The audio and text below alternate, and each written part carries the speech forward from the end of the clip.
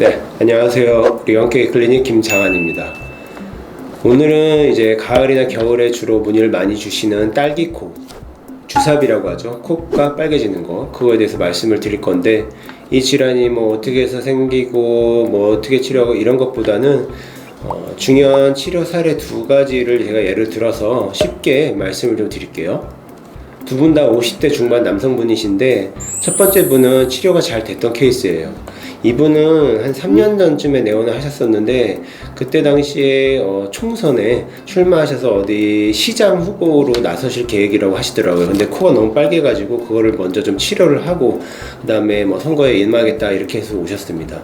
치료를 열심히 하셨고요. 레이저 치료와 약물 치료를 병행했었고, 엄청 빨갛고 염증도 많고 이랬던 분이 한 달 정도 만에 꽤 많이 좋아졌어요.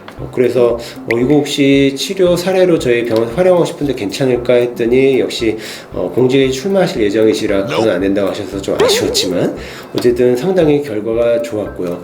총 8회까지 진행을 했는데, 이분이 말씀하시기에 치료 전과 후가 삶의 질이 너무 달라져서 너무 만족한다 하시고 그리고 이제 가셨던 분이에요. 지금은 따로 더 오시진 않았습니다.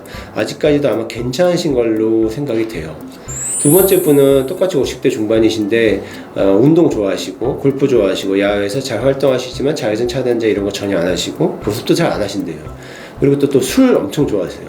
술 많이 드시고 약간 관리가 좀 안 되는 타입인데, 그분은 더 오랫동안 치료를 했습니다. 거의 레이저 치료만 뭐 한 20회 정도 진행했는데 좋아지다 말고 계속 거기서 맴돌아요. 그러다가 결국 치료가 종료가 됐습니다. 이 두 분의 차이가 뭘까요?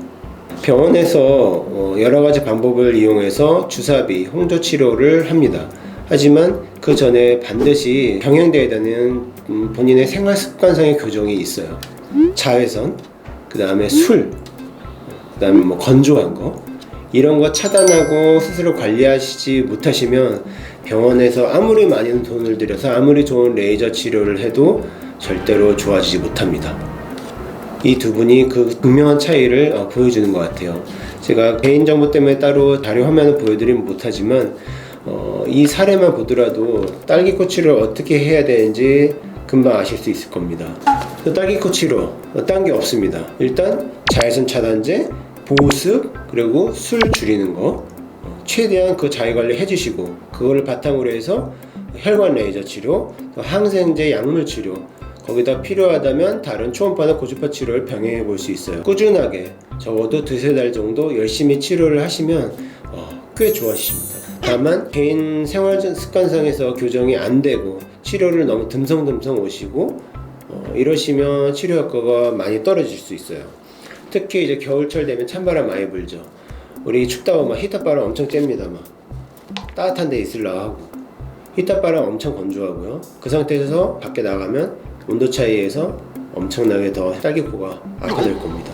그래서 그것만 주의하시면 되겠어요. 그리고 마지막으로 이게 어쩌면 제일 중요한데, 딸기코를 치료하지 않고 오랫동안 방치되잖아요. 그러면 피부에 염증 변발이 많이 생기면서 흉터가 생기고 또 모공도 엄청 커지고, 그래서 코가 결과적으로 뭉툭해집니다. 그래서 딸기코라고 불러요. 그 상태로 이 모양이 변하게 되면 그거를 다시 예전으로 돌리기는 거의 불가능합니다. 그래서 그렇게 되기 전에 치료를 해야 되는 거예요. 아셨죠? 더 궁금한 점이 있으시면 저희 병원 방문해 주시면 더 많은 걸 알려드리고 또 같이 치료를 해보죠. 오늘은 여기까지 하겠습니다. 감사합니다.